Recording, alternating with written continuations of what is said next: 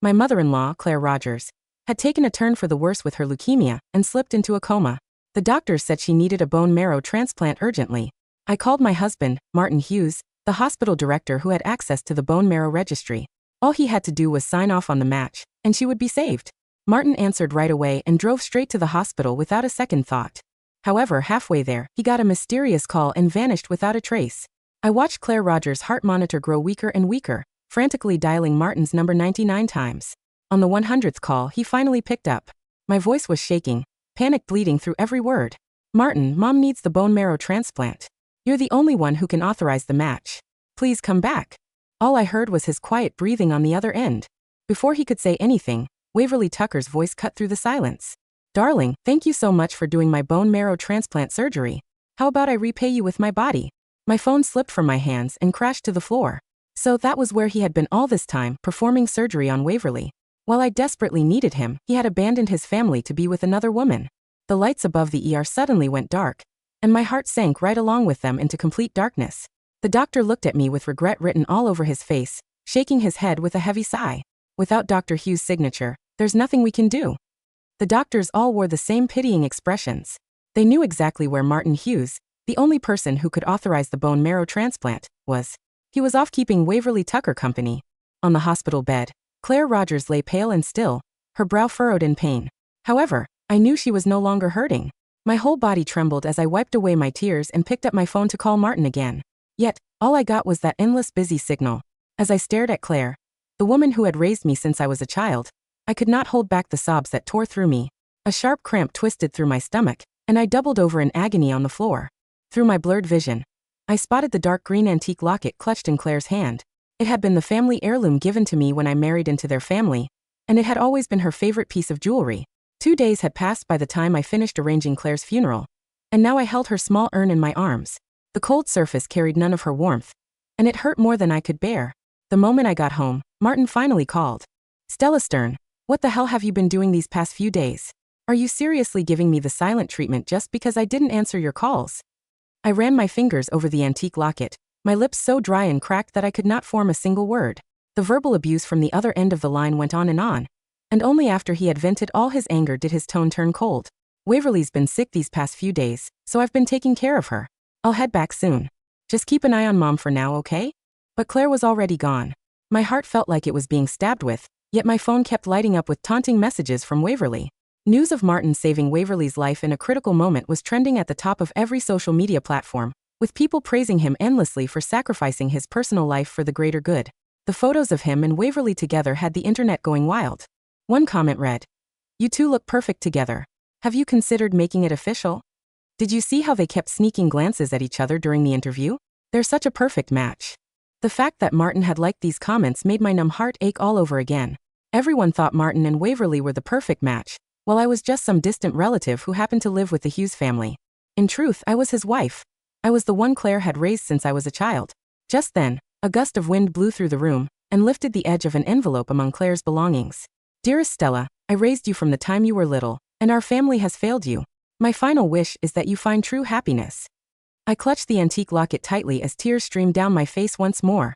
Even in her final moments, Claire had been worried about me. With that thought, I sent Martin a direct message. "Martin, I want a divorce."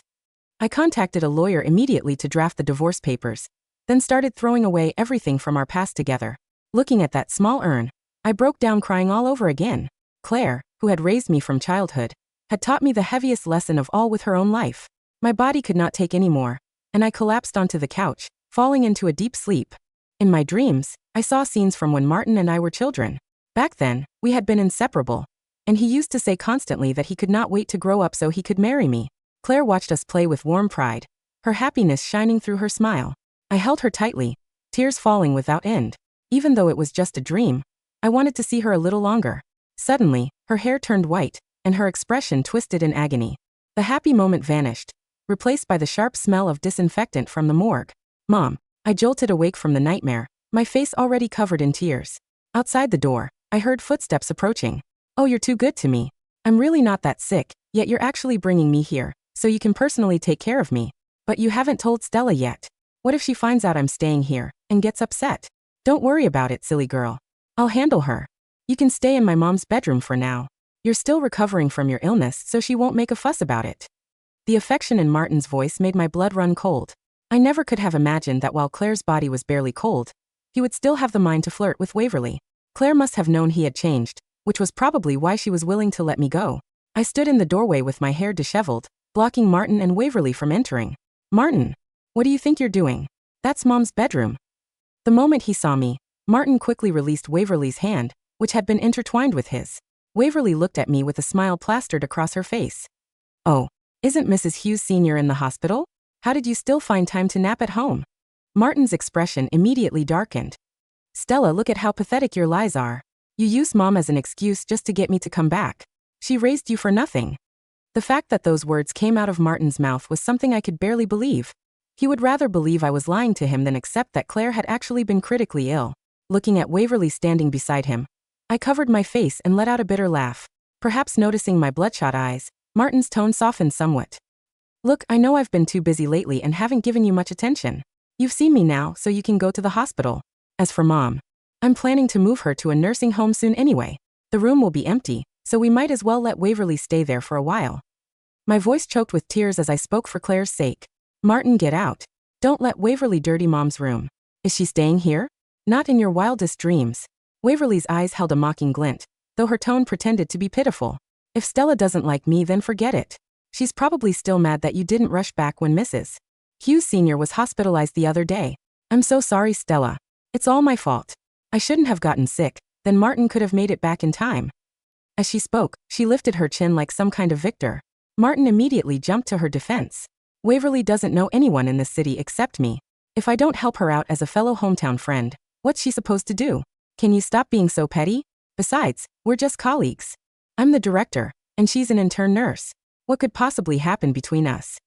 I knew Martin had always been sentimental about old connections, and I had even told him I would not get jealous if he helped her out. Whenever I had time, I even helped him take care of Waverly myself. However, Martin had taken my generosity for granted. Once he realized I would not get jealous, he started pushing the boundaries even further. Everyone at the hospital knew that Martin and Waverly were practically inseparable, like a couple. After he stayed out all night because of Waverly yet again, I decided to have a serious talk with him. Yet he had exploded like a cornered animal, lashing out in defensive anger. Stella, come on. You see dirt in everything because your own head's full of it. We grew up together, and you know me. Waverly's like a little sister to me, nothing more. Back then, tears had filled my eyes. I had never seen any little sister hold hands going to and from work, let alone sleep in the same bed. I could not help but fire back sarcastically. I don't care if you're her big brother or her lover. It has nothing to do with me. But right now, neither of you is touching anything in Mom's room. At those words, the anger in Martin's voice became impossible to suppress. Stella, so I didn't make it to the hospital on time. What are you yelling about? Can you stop acting like some crazy woman spouting nonsense? There's nothing between us. I only see her as a sister. You're the one who's narrow-minded and paranoid. If you keep making a scene over nothing, I'm going to have to consider divorcing you. If this had been before, I would have backed down immediately. But now, all I had left was blazing anger and bitter amusement. I laughed coldly. You don't need to say it. I already took back the family heirloom from our marriage, so just wait to sign the divorce papers. Martin's eyes flashed with panic when he saw the antique locket in my hand, but that quickly turned to anger.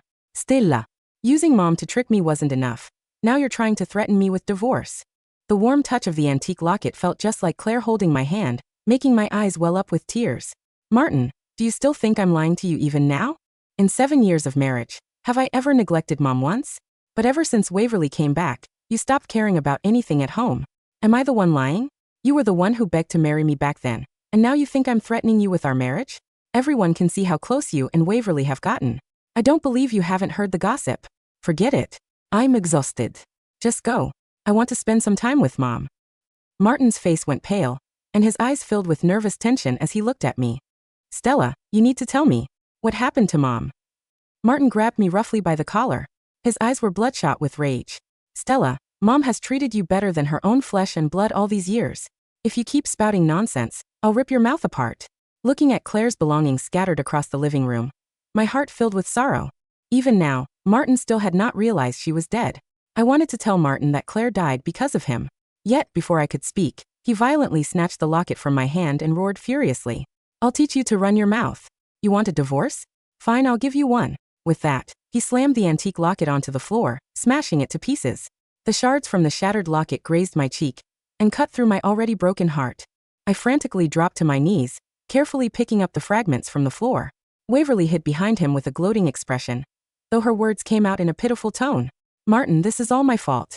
If only I hadn't come to you, none of this would have happened. Stella, please calm down. I'm not the kind of person who destroys families. Since you don't like me, I'll leave right now. With every word she spoke, Martin's gaze grew colder. Leave? You didn't do anything wrong in the first place. She's the one at fault. Stella, I'm giving you one last chance. Apologize to Waverly.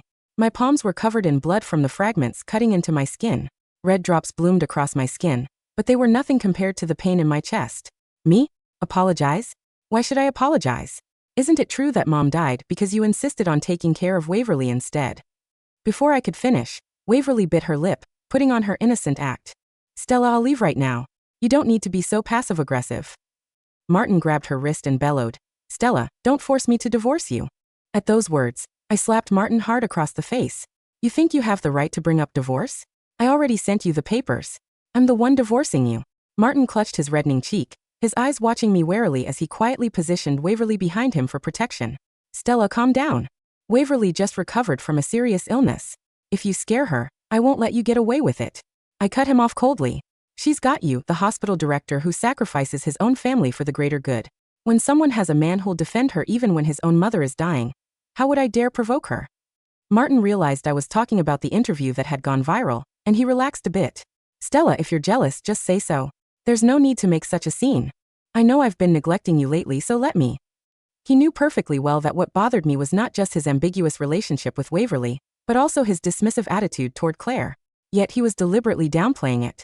He always did this, avoiding the real issues. Before, I had held back for Claire's sake, not wanting to see her hurt. But now, Claire's dying wish was for me to be happy and not to stay trapped in this marriage.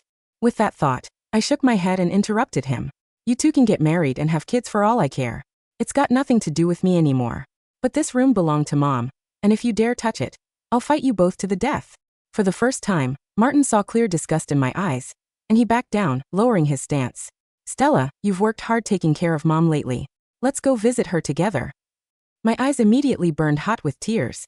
Claire was right here in the living room. Where else did he think we would go? Mom is right. I shook my head and was about to reach for the urn when Waverly let out a sudden cry. Martin, I forgot I have a shift at the hospital today. Can you drive me there? Martin instinctively pulled her into his arms, his tone intimate. Oh my, I forgot to. Let's get going. His peripheral vision caught my ashen face, and Martin released his hold, his eyes darting away. I know Mom's condition better than anyone.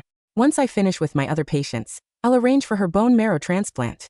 Watching his retreating back, a bitter smile twisted my lips as tears streamed down my face. Claire's death certificate was sitting in his office, but with his eyes full of nothing but Waverly, how could he possibly notice it? I mumbled, Martin, you missed your last chance to say goodbye to her. In a daze, I seemed to see Claire's kind, gentle eyes again. It was as if she were still comforting me. Knowing Martin only had eyes for Waverly, I had no choice but to arrange Claire's funeral myself. Once I finished this final task, I would carry out her dying wish and live my life well. The next day, after I had purchased the funeral supplies, I came home to find the front door broken open. The baby shoes Claire had prepared were carelessly thrown on the floor, and her belongings had been torn apart and scattered everywhere. Waverly stood in the living room directing construction workers to remove everything from Claire's room. My blood ran cold with fury as I rushed forward. Stop. What are you doing? Stop this right now. Waverly's eyes held an air of indifference, and she smiled with smug confidence. Stella, Martin told me to decorate according to my own taste. He said I could do whatever I wanted. I clenched my teeth in rage, my eyelids twitching uncontrollably. I could not believe that Martin had actually allowed Waverly to destroy the few remaining traces of Claire. I lunged forward and grabbed Waverly by the hair, dragging her toward the door. Get out. Don't make me say it twice. Waverly screamed and struggled against me. Ah, you bitch. Grab her. I'll pay you double. One of the construction workers stepped forward and kicked me hard, sending me crashing to the floor. The burning pain spread through my body as I grimaced, but they clearly were not done with me yet. The group surrounded me and kicked me repeatedly. Soon, blood trickled from the corner of my eye as my screams filled the entire room. The flowers I had bought for Claire were trampled under their feet, covered in dust. Martin came back just then, heard my cries, and shouted for everyone to stop. He hurried over and carefully pulled me to my feet. He turned to Waverly, his tone cold. What's going on? What are you doing? Waverly sobbed and sniffled, wiping away tears. Martin, you already agreed to let me move in, but Stella wouldn't listen. She kept telling me to get out. She came back with all these creepy funeral items, and when I told her to throw them away, she wouldn't listen and tried to hit me. I looked at the scattered funeral supplies and Claire's photo on the floor, my heart stabbing with pain. However, Martin did not even glance at those things as he pulled Waverly into a comforting embrace. Stella, I'm the one who told her to redecorate. If you have a problem, take it up with me. Why do you have to target Waverly? Looking at the photo trampled under her feet, I felt such rage that I coughed up blood before I could even speak. Martin carefully wiped the blood from my body, and his tone immediately softened. Waverly was just trying to protect herself. She never meant to hurt you. At worst, I'll apologize on her behalf, and we can put this behind us. Come on, let me take you to get bandaged up. The tenderness I had once longed for now made me nauseous, and I dry heaved. With Martin backing her up, Waverly smugly directed the construction workers to throw away all of Claire's belongings. She picked up the memorial photo from the floor, feigning confusion. What's this picture? She mumbled. Then she shrieked, deliberately dropping Claire's photo on the ground as if it were cursed. Martin, Stella isn't this going too far? Mrs. Hughes Sr. is alive and well, but she actually... Martin violently tore the photo to shreds and threw the pieces in my face. The fragments cut my cheeks and sliced through my already shattered heart. I dropped to my knees, frantically picking up the pieces and trying to put them back together. The glass shards pierced my palms and shins, but nothing hurt as much as seeing Claire's final photo destroyed.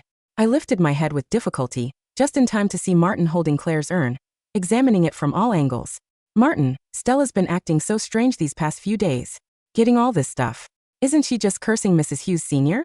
Why don't we just throw all of it out? I raised my head with difficulty, tears of blood streaming down my face. Martin, that's Mom's ashes. Martin did not hear me as he frowned at the box. Throw it out. It's bad luck just looking at it. I lunged forward and caught the urn, my knees and elbows scraping against the floor until they were bloody. Get out. All of you get out. Martin pulled the wounded-looking Waverly behind him. It's just an urn. She didn't do it on purpose. Why are you freaking out again? I cut him off through gritted teeth. Martin, are you even human? Those are Mom's ashes. You killed her to please Waverly, and now you've scattered her remains too. Are you happy now? Martin's eyes widened in shock, and he immediately told everyone to stop throwing things away. With trembling hands, he called his department, and moments later his expression grew heavy. Just when I thought he might feel remorse, he suddenly ordered people to snatch the urn from my hands. I held on tight, sobbing loudly. Martin, what are you doing? That's Mom's urn. She's your own mother. Make them let go. Let go. Martin took the urn from them, staring down at me with cold disappointment as I fell apart on the floor. What kind of terrible things are you saying? Mom is perfectly fine. Waverly just called her yesterday. Martin, I'm not lying. Mom is really dead. You're the one who killed her. Please just let her rest in peace, I'm begging you. However, Martin refused to look at me anymore. Right in front of my eyes, he slammed the urn hard against the floor. The moment it shattered, the ashes scattered in the wind and landed on my face, as if Claire was wiping away my tears one last time before drifting away. In that moment, my heart completely broke. I crawled to where the ashes had fallen and scooped them up as tears poured down my face. All the grief and rage in my heart transformed into pure hatred. Martin, why? Killing Mom wasn't enough for you. It wasn't enough that you caused Mom's death. How could you do something this vile? Don't you feel any weight on your conscience when you sleep at night? Martin viciously slapped me across the face, his features twisted with rage. Stella, ask yourself. Hasn't Mom treated you well all these years? Even when you couldn't give us children, she never said a word. And now you're cursing her? You're going to eat those ashes right now. Then you're going to apologize to Mom.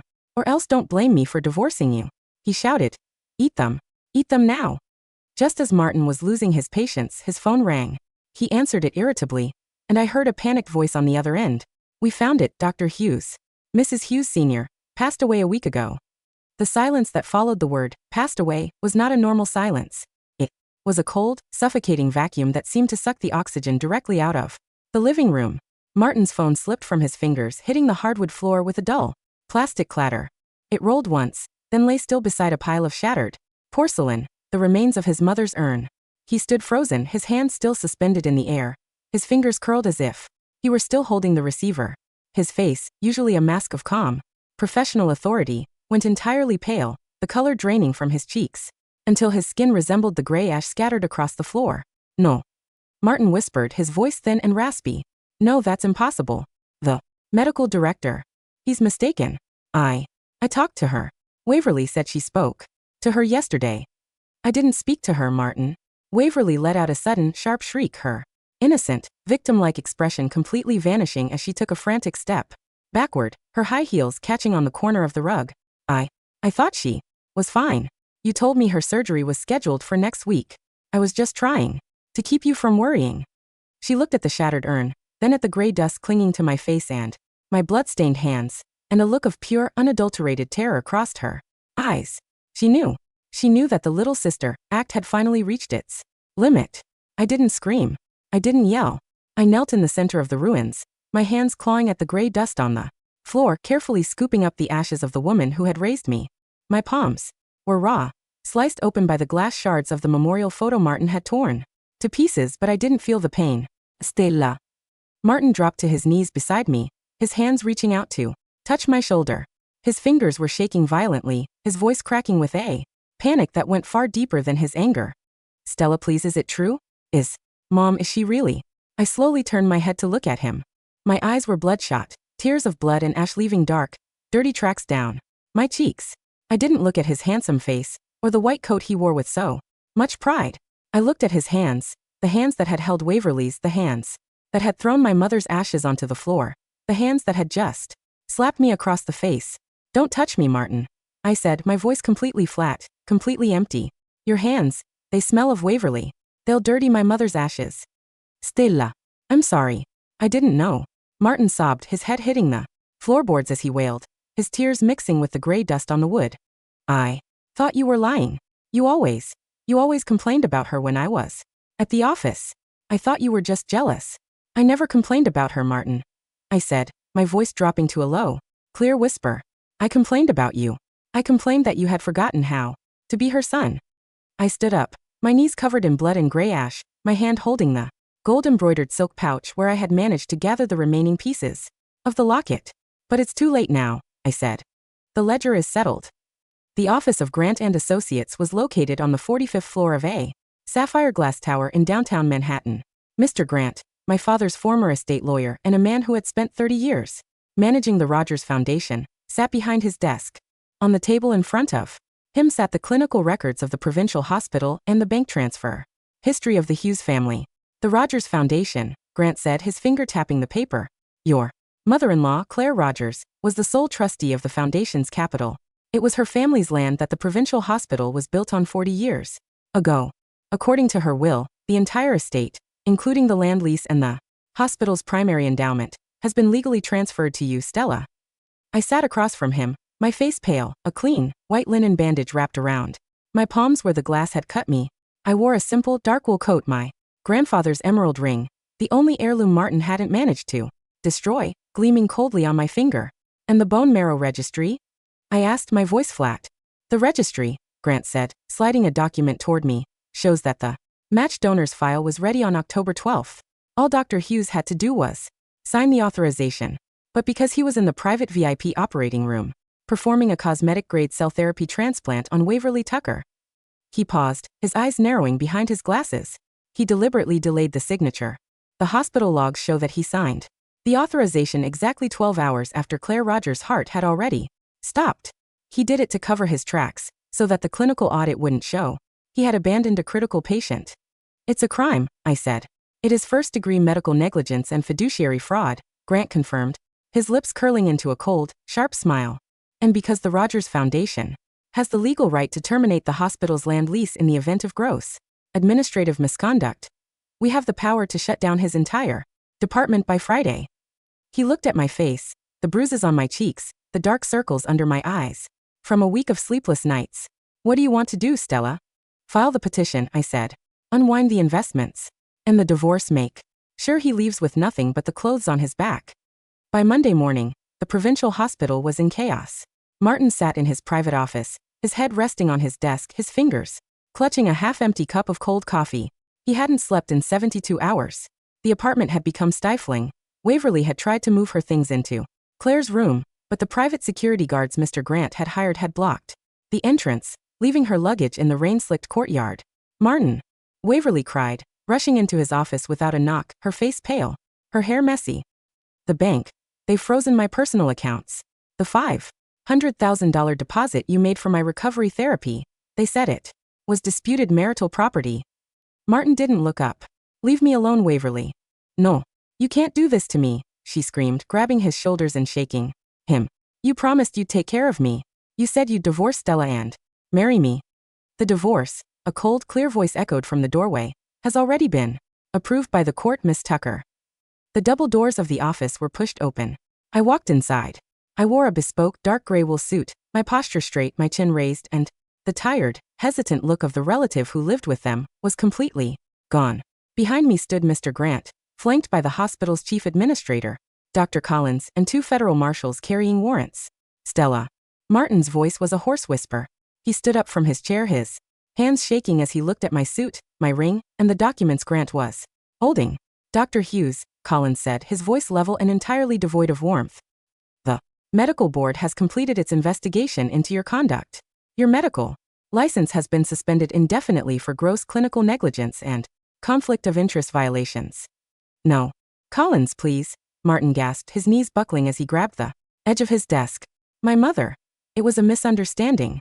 The Rogers Foundation, Mr. Grant said, sliding a document across the table, has formally terminated the hospital's land lease. Dr. Hughes. The Department of Cardiothoracic Surgery is being placed under a federal receivership. You are ordered to leave the premises immediately. Martin stared at the paper, his face turning from a healthy, angry pink to a sickly, hollow white as the reality of his choice finally broke through his thick skull. He had spent 7 years treating me like a convenient servant, using my family's land and our joint savings to fund his sisterly concern for Waverly, because he believed I would always be there to clean up his mess. And now, the table had turned. Stella. He whimpered, falling to his knees on the polished floor, his hands reaching out toward my boots. Please. I'm sorry. I didn't know. I'll do anything. I'll apologize to Mom. My mother, I said, my voice flat, is no longer on your schedule, Martin. And her ashes, they've already been placed in the family vault. The vault you don't have the keys to. I turned my back on him. Vance, escort them out. The street outside the hospital was cold, the winter wind howling through the concrete corridors of downtown Chicago. Martin stood on the sidewalk, his hands clenched tightly in his pockets to hide their shaking. He wore a simple, dark overcoat, his hair messy, his face pale and covered in a rough, gray stubble. Beside him, Waverly was standing with her suitcases, her expensive designer leather jacket looking ridiculous in the middle of the rainy street. Martin, let's go, she whimpered, her hands shaking as she grabbed his sleeve. The apartment. We can sell the apartment. We can move to another city. Your father's friends. The apartment, Martin said, his voice dropping to a low, dead whisper, was purchased using the Rogers Foundation's capital, Waverly. The eviction notice has already been served. We have 24 hours to pack. He looked at her face, the pale, contour-painted cheeks, the long acrylic nails, and the dark, scheming eyes of the girl he had sacrificed his mother's life for. It was you, he whispered. You told me she was fine. You told me Stella was lying. Martin, I didn't know, she shrieked, taking a half step back. I was just sick. I needed you. You needed my money, he said, his voice flat. He turned his back on her, his heavy leather boots clicking against the wet pavement as he walked toward the subway station, his head bowed against the rain, leaving her standing alone with her suitcases as the first snowflakes of the winter began to fall over the city. 3 months later, the spring sun was warm, lighting up the spacious gardens of the Rogers Memorial Hospital, the new name of the facility I had restructured under the Foundation's private administration. I stood on the balcony of the executive suite, my hand holding a cup of hot chamomile. My face was healthy, my cheeks flush with a natural pink, my eyes clear and peaceful under the light of the sun. Mrs. Hughes, I mean Mrs. Stern, Mr. Grant said, stepping onto the balcony with a leather folder. The acquisition of the remaining cardiothoracic clinics has been completed. The department is fully operational under our new nonprofit charter. And Martin? I asked, my voice calm. He's been working as a pharmacy clerk on the south side, Grant said quietly. His fingers are covered in calluses, and he's living in a shelter near the canal. He came to our office yesterday, Stella. He didn't ask for money. He only asked if he could lay a single rose at Claire's grave. I looked at the blue water of the lake, my grandfather's emerald ring caught in the light of the sun. The family vault, I said, my voice completely steady, completely at peace, is closed to public visitors, Mr. Grant.